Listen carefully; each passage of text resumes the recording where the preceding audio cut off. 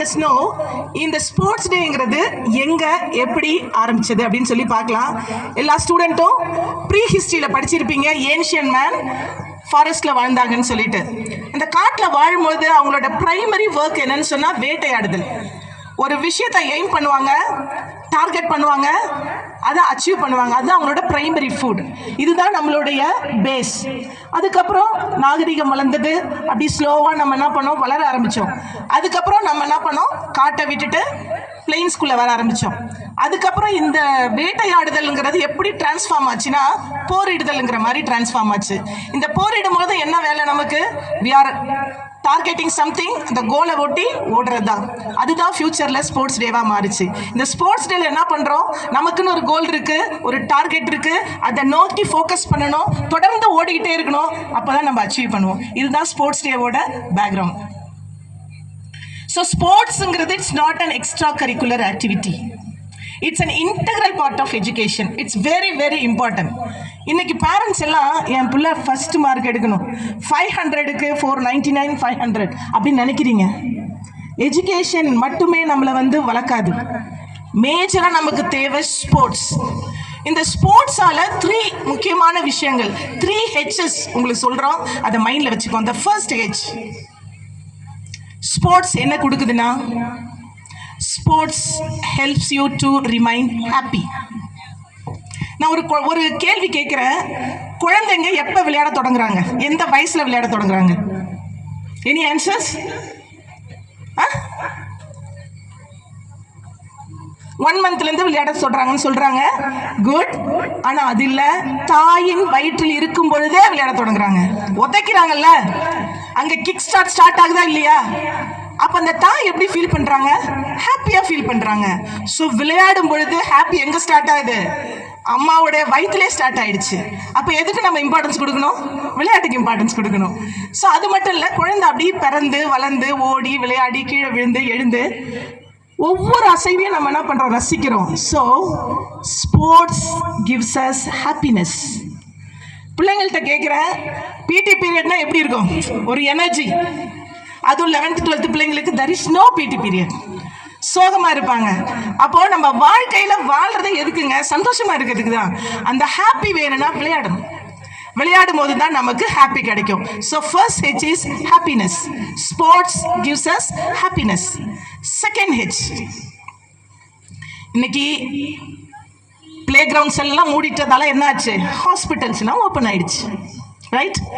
So நம்ம என்னைக்கு நம்மளோட விளையாட்டை தொலைச்சோமோ அன்னைக்கே நம்ம என்ன பண்ணிட்டோம், ஓப்பன் பண்ணிட்டோம். வேரியஸ் டிசீஸை, சின்ன குழந்தைக்கு ஹார்ட் அட்டாக் வருது, சுகர் வருது, எல்லாமே வருது. எதனால, நம்ம விளையாடாதால. So sports gives us healthy life. இந்த ஹெல்தியான லைஃப் தான் நமக்கு ரொம்ப முக்கியம். ஹெல்த்தியாக இருந்தால் தான் நம்ம வாழ முடியும். நம்ம நிறைய டேஸ் கொண்டாடுறோம் இல்லையா, children's day, mother's day, women's day, இப்படி நிறைய டேஸ் வச்சுருக்கோம். இந்த டேஸ் எல்லாம் கொண்டாடணுன்னா ஸ்போர்ட்ஸ் டே வேணும். ஸ்போர்ட்ஸ் டே இருந்தால் தான் இந்த டேஸ் எல்லாம் கொண்டாட முடியும். இந்த டேஸை கொண்டாடுறதுக்கு நம்ம எனர்ஜியாக இருக்கணும் இல்லையா, ஹெல்த்தியாக இருந்தால் தானே இதெல்லாம் கொண்டாட முடியும். மதர்ஸ் டே அன்னைக்கு போயிட்டு அம்மா ஹாப்பி மதர்ஸ் டேமா அப்படின்னு நம்ம சொன்னோன்னா அது ஹாப்பியாக இருக்குமா? அந்த எனர்ஜியோட சொல்லும் போது தான் அந்த ஹாப்பி இருக்கும். ஸோ ஸ்போர்ட்ஸ் கிவ்ஸ் அஸ் ஒரு ஹெல்த்தியான ஒரு லைஃப்பை தருது. அண்ட் தேர்ட் H, இன்னைக்கு எல்லாருமே சென்டர் ஆஃப் அட்ராக்ஷனாக இருக்கணும்னு நினைக்கிறோம் இல்லையா? அழகழகாக ஸ்டேட்டஸ் வச்சுக்கணும். இன்றைக்கி என்னெல்லாம் பண்ணுறோம், ஹோம் டூர், அந்த டூர், இந்த டூர், எதையாவது போட்டு மக்களை நம்ம கவனத்தை இழுக்கணும்னு நினைக்கிறோம் நம்ம.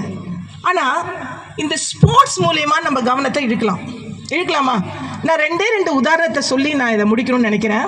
உங்களுக்கு எல்லாருக்கும் தெரியும், நீரஜ் சோப்ரா. அவர் ஹரியானாவை சேர்ந்த ஒரு சாதாரண ஒரு குடும்பத்தை சேர்ந்த ஒரு பையன். அவரோட 11 இயர்ஸில் அவர் எவ்வளோ கேஜி இருந்தார் தெரியுமா? 90 கேஜி இருந்தார். எஸ்பெஷலி இது சில்ட்ரனுக்கு நான் சொல்கிறேன், கவனிச்சுக்கோங்க.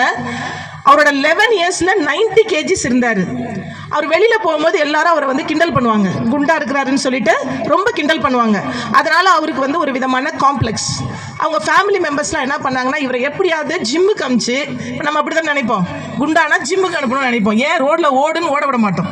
அது ஒரு ஸ்டேட்டஸ் நமக்கு, ஏன் பிள்ளை ஜிம்முக்கு போகுதுன்னு. ஸோ ஜிம்முக்கு அமிச்சாங்க. நம்மள மாதிரியே அவங்க ஜிம்முக்கு போயிட்டு அவனால் என்ன பண்ண முடியலங்க, ஒர்க் அவுட் பண்ண முடியல. ஸோ ஜிம்முக்கு போகும்போதெல்லாம் பக்கத்தில் ஒரு கிரவுண்ட் இருக்கும், அந்த பானிப்பேட் எல்லாருக்கும் தெரியும், அது பக்கத்தில் இருக்கிற ஒரு கிரவுண்டில் உட்காந்துட்டு அப்படியே வேடிக்கை பார்த்துட்டு இருப்பாப்ல. அங்கே வந்து ஜாவ்லின் பிளேயர் விஜய் சௌத்ரி விளையாடிட்டு இருக்கிறாரு. அப்போ அந்த ஜாவ்லின் வந்து ஒரு உட்காந்துருக்க பக்கத்தில் வந்து விழுது. அப்போ அவர் சொல்கிறார், இதப்பா தூக்கி போட்டுப்பாதுன்னாரு. அதை எடுத்து அந்த இவர் தூக்கி அப்படி போட்டார். அந்த ஃபஸ்ட்டு த்ரோலே 30 to 40 மீட்டர்ஸ் அது போச்சு. அதை பார்த்த உடனே அந்த விஜய் சௌத்ரி சொன்னார், உனக்கு வந்து ஒரு நல்ல திறமை இருக்குது, ஸோ அதனால் நீ இதில் கான்சென்ட்ரேட் பண்ணு. அது மட்டும் இல்லாமல் நீ குண்டாக இருந்தாலும் உன் பாடி ஃப்ளெக்சிபிளாக இருக்குது, ஸோ அதனால் இதை கான்சென்ட்ரேட் பண்ணால் நீ வின் பண்ணலாம் அப்படின்னு சொல்லி சொன்னார். அதுக்கப்புறம் என்ன பண்ணார் நீரஜ், கண்டினியூஸாக அவர் வந்து ப்ளே பண்ண ஆரம்பித்தார், ஹார்ட் ஒர்க் பண்ணார். அவரோட ஹார்ட் ஒர்க்கால தான் லாஸ்ட் இதில் என்ன பண்ணார், கோல்டு மெடல். இப்போ என்ன வாங்கியிருக்கிறாரு, சில்வர் மெடல். 2 கான்சிக்யூட்டிவ் ஒலிம்பிக்ஸில் 2 மெடல்ஸை வாங்கி இந்தியாவை அப்படி ப்ரைட் நிறுத்தினார்ல, அதுதான் handsome. The third H is handsome. என்னை பார்த்து நீங்க அட்ராக்ட் பண்ணுமா, நான் பவரா வரணுமா, I have to prove myself. எனக்கு இருக்கிற talents I have to identify and exhibit before them. இப்போ நமக்கு இருக்கிற டேலண்ட் அவர் ஐடென்டிஃபை பண்ணதால தான் இன்னைக்கு ஸ்டாரா இருக்கிறார். இந்தியாவில் மட்டும்தான் சினி ஸ்டாருக்கு இம்பார்ட்டன்ஸ் கொடுப்போம், ஆனால் உலக அளவில் ஸ்போர்ட்ஸ் ஸ்டாருக்கு தான் இம்பார்ட்டன்ஸ் கொடுப்போம். ஸோ சில்ட்ரன் ஸ்போர்ட்ஸ் ஸ்டார் ஆகிட்டு 3rd H ஹேண்ட்ஸமாக நீங்கள் இருக்கணும். அது இன்னொரு எக்ஸாம்பிள் சொல்கிறேன், உங்களுக்கு எல்லாருக்கும் தெரிஞ்ச one more lady, she got 2 medals.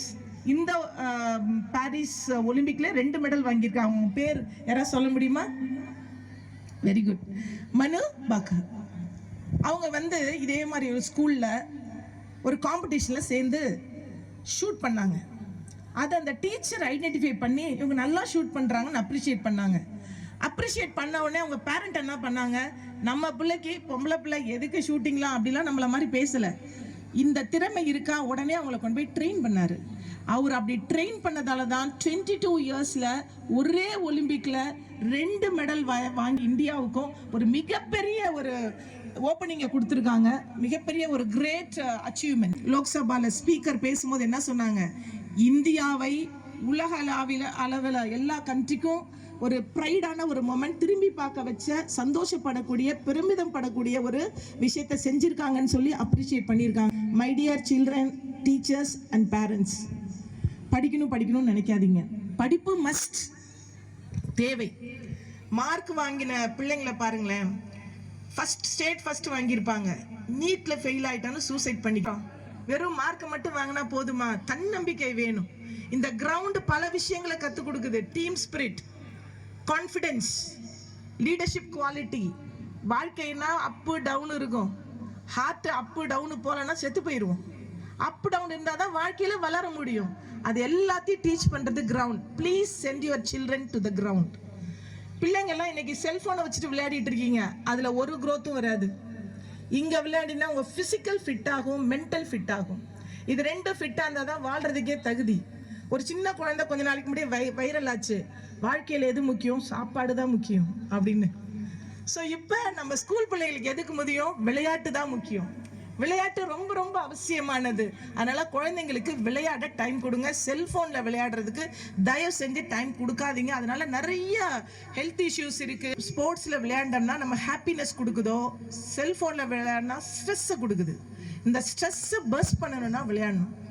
எல்லாத்த விட முக்கியமான ஒரு டீச்சிங் அந்த கிரவுண்ட் தருது. எல்லாரும் நம்ம பார்ப்போம், 2 டீம் விளையாடுவாங்க, ஒரு டீம் தோத்து போயிடும். அந்த டீமுக்கு எல்லாரும் கை கொடுத்து அப்ரிஷியேட் பண்ணுவாங்க. சிம்பிளா சொல்லுவாங்க, இந்த ஸ்வீட் இருக்கு இல்லையா, இந்த ஜெயிச்சவங்களாம் எல்லாருக்கும் ஸ்வீட் கொடுப்பாங்க. ஏன் கொடுப்பாங்க தெரியுமா? சந்தோஷத்துக்கு மட்டும் இல்லை, தோத்து போயிட்டுன்னு ஸ்ட்ரெஸ்ல இருப்பாங்க. அந்த ஸ்வீட்டை சாப்பிட்டா அந்த ஸ்ட்ரெஸ் பர்ஸ்ட் ஆயிடும்.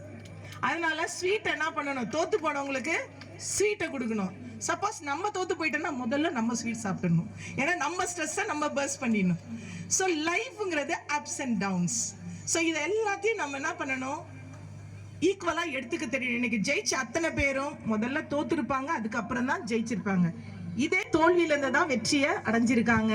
My dear childrens and teachers and parents, கொஞ்சம் மாற்றி யோசிக்கலாமே. எல்லாரும் ஒரே மாதிரி போயிட்டு இருக்கிறத விட உங்கள் குழந்தைங்க ஒரு ஸ்டாரா, அதுவும் ஒரு இன்டர்நேஷ்னல் ரெகக்னேஷனோட இருந்தால் எவ்வளோ ப்ரௌடாக இருக்கும். ஆரோக்கியமான குழந்தைகளை நீங்கள் வளர்க்கணும். எப்போ ஆரோக்கியம் இருக்கணும்னா அசைஞ்சாதான் ஆரோக்கியம் இருக்கும். அசையாம இருந்தா ஆரோக்கியம் கிடைக்காது. மாணவர்களை அசைய வைத்த பிடி டீச்சர்ஸ் எல்லாருக்கும் ஒரு ரவுண்ட் ஆஃப் அப்ளாஸ்.